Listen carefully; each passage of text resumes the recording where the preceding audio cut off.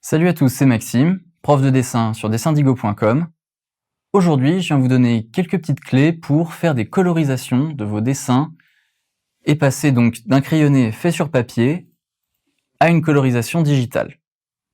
Allez, c'est parti, je vais démarrer tout de suite la démonstration avec ce petit dessin que j'ai pris en photo avec mon téléphone et qui vient de mon carnet de croquis. Le premier truc que vous allez remarquer, c'est que mon fond, il est tout gris. C'est un des défauts de l'appareil photo. Il n'ajuste pas le blanc en fonction de mon papier, donc la couleur ambiante va influencer le rendu final.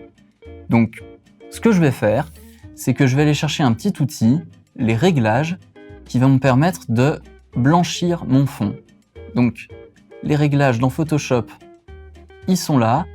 Alors dans les logiciels les plus basiques, vous aurez peut-être accès qu'à celui-là, luminosité contraste, donc il peut suffire. Et donc je vais vous montrer celui-là. Donc, en augmentant les contrastes, j'augmente la différence entre les blancs et les noirs.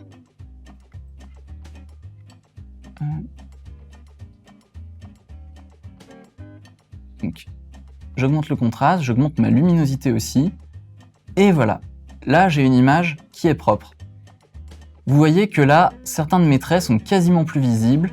Là, il y a encore un petit peu de gris, donc on va monter encore un petit peu. Voilà. Et là, certains de mes traits ont complètement disparu.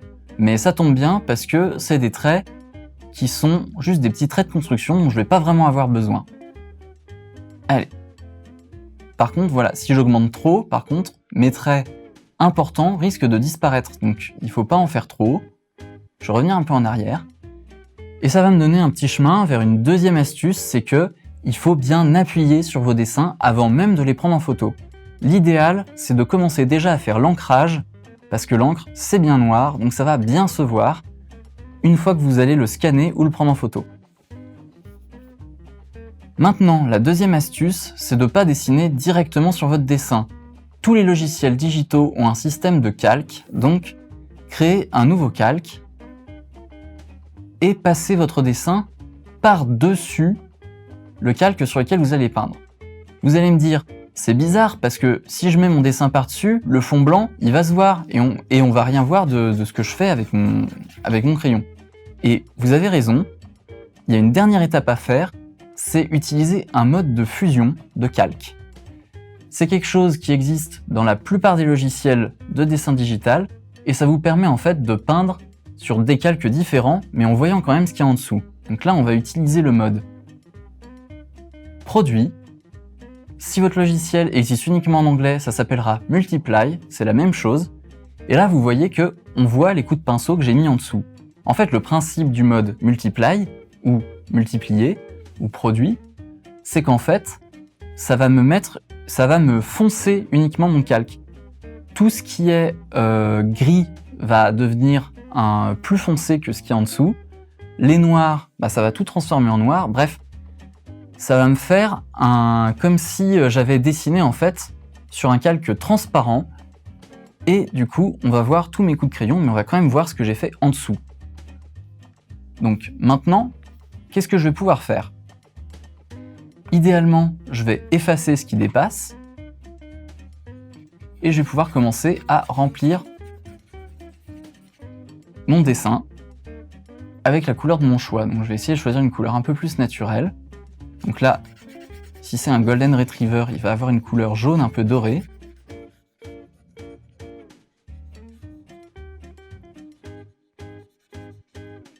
Et vous voyez que du coup, il ne va pas dépasser. Une façon de gagner du temps, ça va être d'utiliser les outils de sélection, comme par exemple le lasso, pour faire une sélection tout autour de mon crayonné.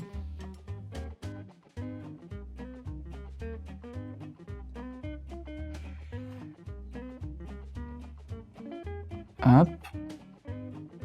Prenez votre temps, soyez relax, vous pouvez faire votre sélection tranquillement. Vous allez pouvoir du coup remplir tout d'un coup avec un outil comme par exemple le pot de peinture, qui nous permet de remplir tout ça en un clic. Prenez un petit peu de temps pour nettoyer ce qu'il y a autour.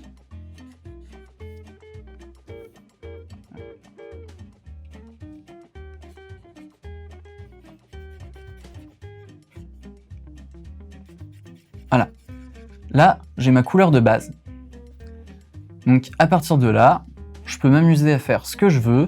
Dans certains cas, vous pouvez verrouiller l'opacité de votre calque, ce qui fait que là, je vais pouvoir peindre sans jamais dépasser ce que j'ai déjà fait. C'est quelque chose qui existe dans certains logiciels, surtout Photoshop. Ça peut être bien pratique. Donc, à vous de vous servir des outils qui sont spécifiques à votre logiciel. Donc, allez, quelques derniers petits conseils. Si vous faites une colorisation style BD, restez simple. Utilisez des pinceaux opaques. Évitez d'être trop timoré et d'utiliser des pinceaux trop transparents. Par exemple, là, si j'utilise un pinceau transparent, je vais faire des petites, des petites taches, et ça va vite faire un peu amateur.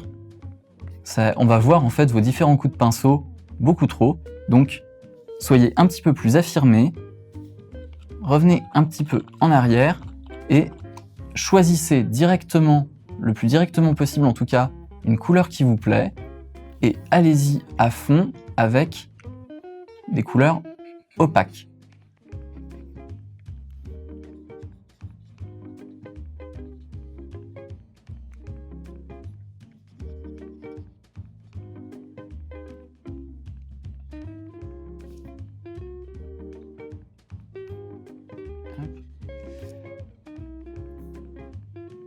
Voilà, choisissez vos couleurs, prenez votre temps.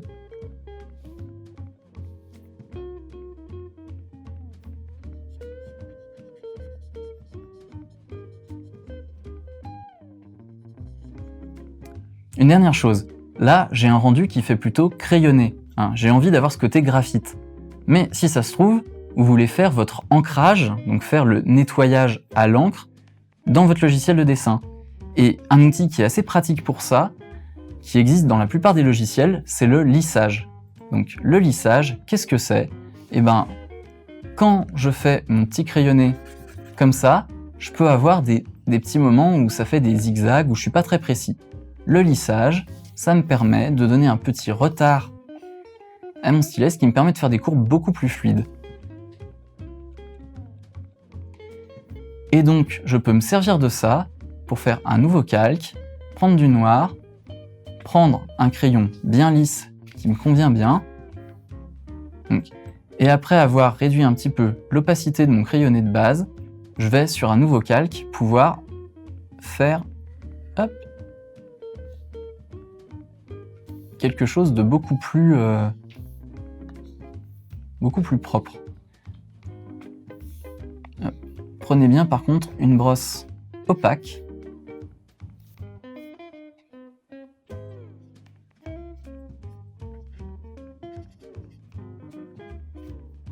Dans le cas d'un ancrage, n'hésitez pas à revenir en arrière si vous avez un coup de pinceau dont vous n'êtes pas content.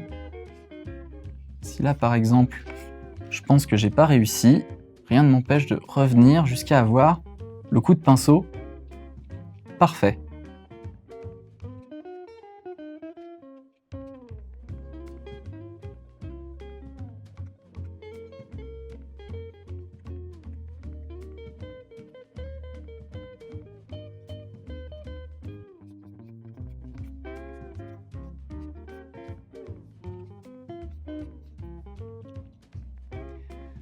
Voilà, on en a fini pour cette vidéo. Donc, partagez vos dessins sur le forum de Dessindigo, participez sinon aux commentaires en dessous de la vidéo. N'hésitez pas à regarder, j'ai une formation complète sur le digital painting où je parle un petit peu moins de dessin traditionnel et beaucoup plus de peinture digitale avec des effets un peu plus poussés. C'est une formation complète, donc n'hésitez pas à y jeter un œil. Allez, on se retrouve pour la prochaine vidéo.